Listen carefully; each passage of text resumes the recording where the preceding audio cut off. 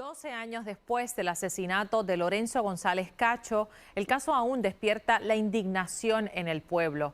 Una de las personas que estaba en el lugar de los hechos aquella madrugada del 10 de marzo del 2010 es su hermana mayor, quien decidió hablar en exclusiva con Noticentro. Ella nos contó cómo ha procesado esta tragedia familiar y por qué no desea relacionarse con su madre Ana Cacho en este nuevo capítulo de Crímenes sin esclarecer. El asesinato de un niño que marcó a un pueblo. 12 años después, la muerte de Lorenzo González Cacho sigue sin esclarecerse. Según la investigación, la noche de los hechos en su casa en Dorado, además de su madre, estaban sus dos hermanas.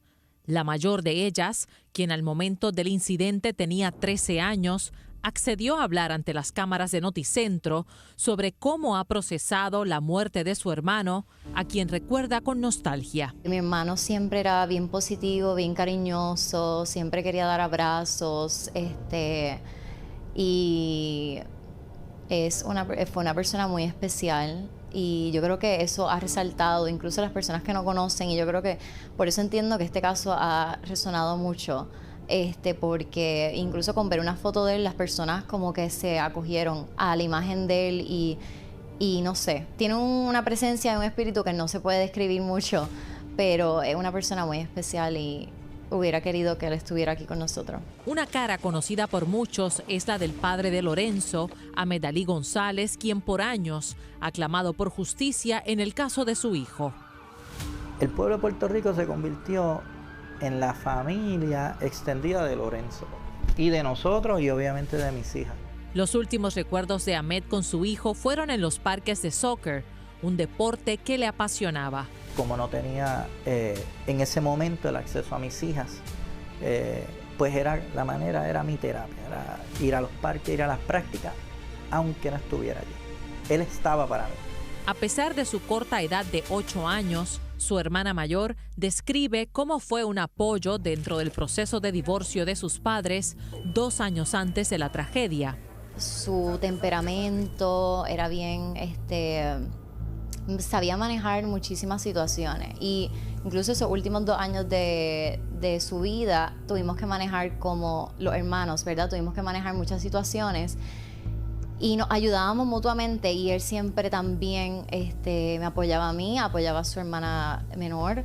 Esta joven describe cómo esa separación fue transformando su ambiente familiar y su madre. Hubieron muchas situaciones entre pareja, ¿verdad? Mi papá y mi mamá, que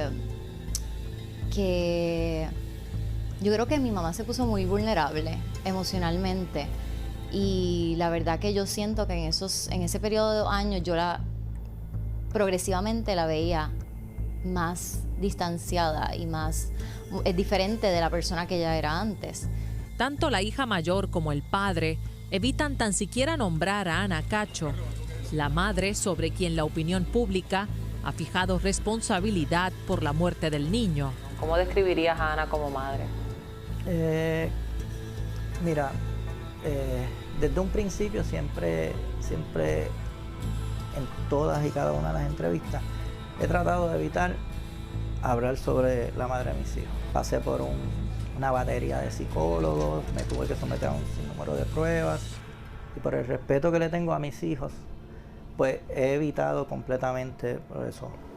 Pero ni siquiera algo positivo que me puedas decir de su relación de ella con sus hijos. Como te comenté, los recuerdos que hubieron los vivimos nosotros. Aunque no quiso abundar, la hermana mayor dijo que fue descubriendo información que la llevó a decidir alejarse de su progenitora. Yo creo que a raíz de la muerte de mi hermano hubieron muchos hallazgos, descubrimientos de ciertas cosas preocupantes, y entiendo que eso pues me separaron obviamente de ella y de mi familia. Aunque a sus 24 años se ha replanteado reconectar con su madre, cree que por el bien de su salud emocional no cambiará de opinión. El pensar en mi mamá, el ver una imagen de ella, el escuchar el nombre y todo, trae muchas emociones para mí que a veces son difíciles. Y pues entiendo, trato de protegerme en ese sentido.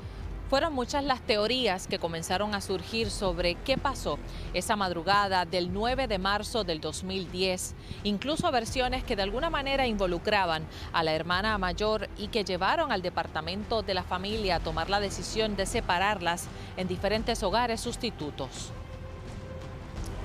Profundizaba más el dolor que yo estaba sintiendo de el cambio tan drástico que tuve en mi vida, porque lo que implica remover unos niños de la casa es estar en un hogar donde uno no conoce a nadie, estar completamente separado de su familia o de amigos, de todo tipo de normalidad.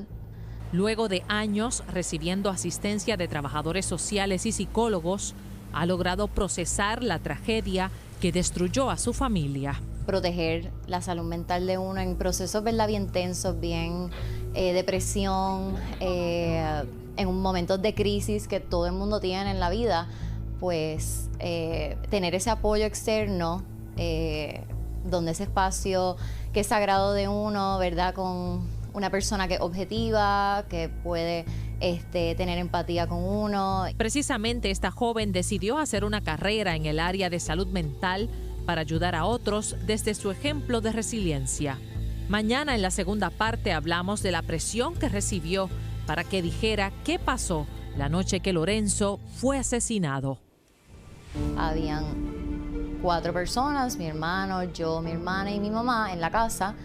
Sucede algo donde fallece mi hermano y pues van a ir a donde mi mamá, van a ir a donde mí, van a ir a donde mi hermana.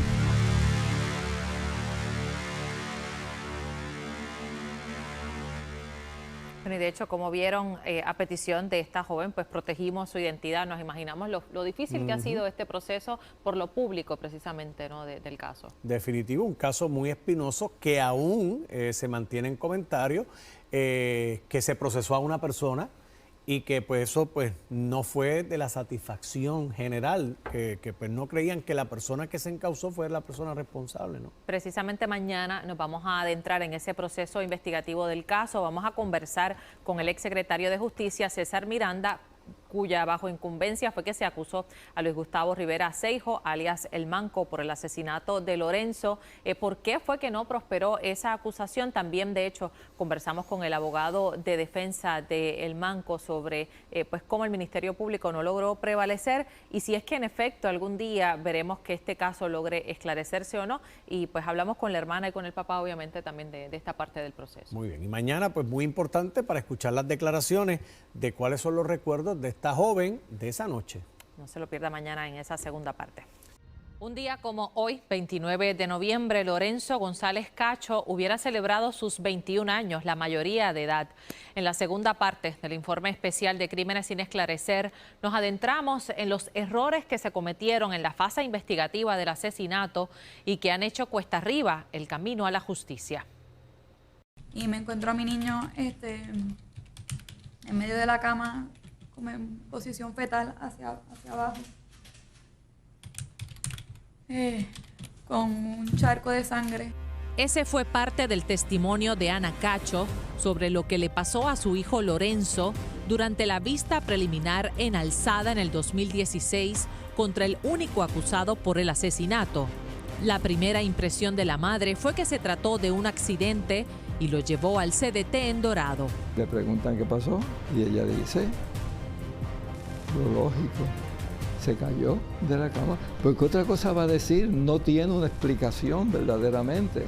Para el exsecretario de Justicia César Miranda, el caso debió haberse resuelto con la acusación de Luis Gustavo Rivera Acejo, alias El Manco, quien confesó haber cometido los hechos. Así que camina buscando una casa donde pudiera entrar. Ve esta casa, que resulta ser la de Ana,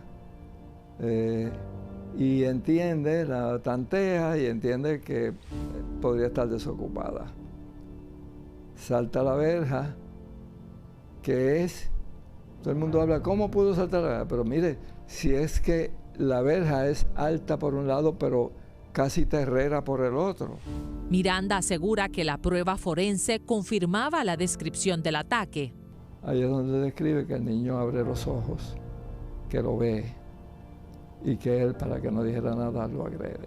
Todas las puñaladas del niño son en la parte frontal. De hecho, le parte el tabique.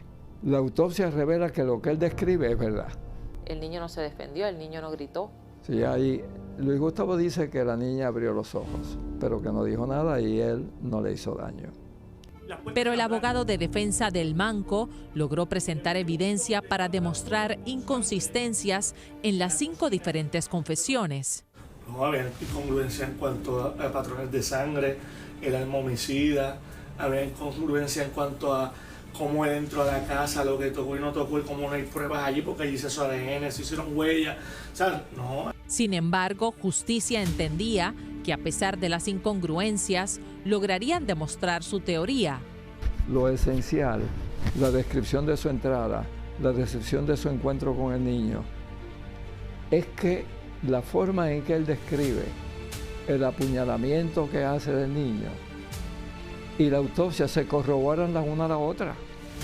El gran problema para el Departamento de Justicia es que la evidencia era limitada porque horas después del incidente, la fiscal de turno permitió que se limpiara la escena. Cometen el mayor de todos los errores, que es que había duda de si limpiar la casa o no. La fiscal Santini llama a su supervisora y dice, para que vengas, porque no, dale, limpien la casa. Y limpian la casa. Todo vestigio de evidencia que podía haber allí se la llevan, hasta manguera le pegan a la casa. Se llevan el matre ensangrentado, se llevan todo, básicamente. Finalmente, el Ministerio Público no logró prevalecer y el manco fue exonerado. Primer juez en la vista preliminar y después una juez en la vista preliminar en alzada. Y todos concluyeron a lo mismo. La evidencia arrojaba otra cosa. Tras la alteración de la escena, los testimonios de las hermanas cobraron aún más importancia para poder encauzar un culpable.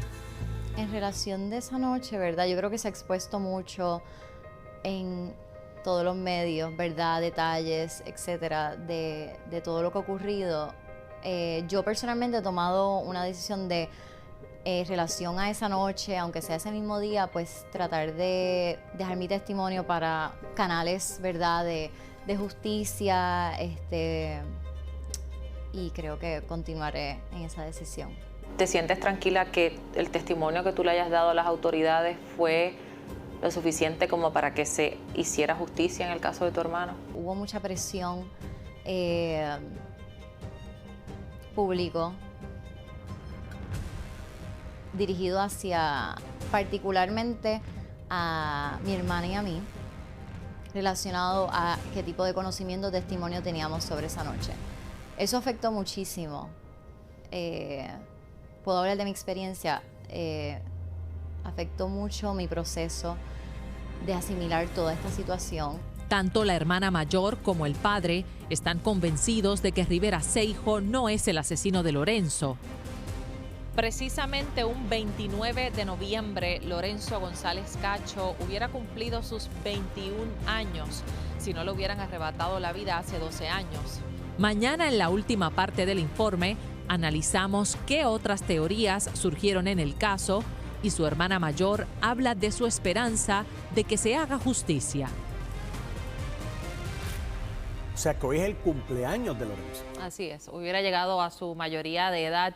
Cuando le preguntaba a la hermana y al papá de cómo lo hubieran visualizado de adulto, ellos dicen que de seguro, siguiendo su pasión por el deporte del soccer, hablaba el papá, ¿no? de cómo lo hubiera deseado ser un atleta profesional en esa disciplina. Muy bien. Y todavía quedan ángulos interesantes que mañana tú vas a estar presentando en este reportaje. Mañana vamos a hablar de las otras teorías que surgieron y me comentabas también, me preguntabas fuera del aire qué pasó con Rivera Seijo. Él llegó a ser procesado por otro caso de asesinato, está recluido en una institución psiquiátrica, pero su abogado de defensa en el caso de Lorenzo, el licenciado Moxó, nos comentó que está próximo a salir de esa institución psiquiátrica, así que veremos, ¿verdad?, cuál sea su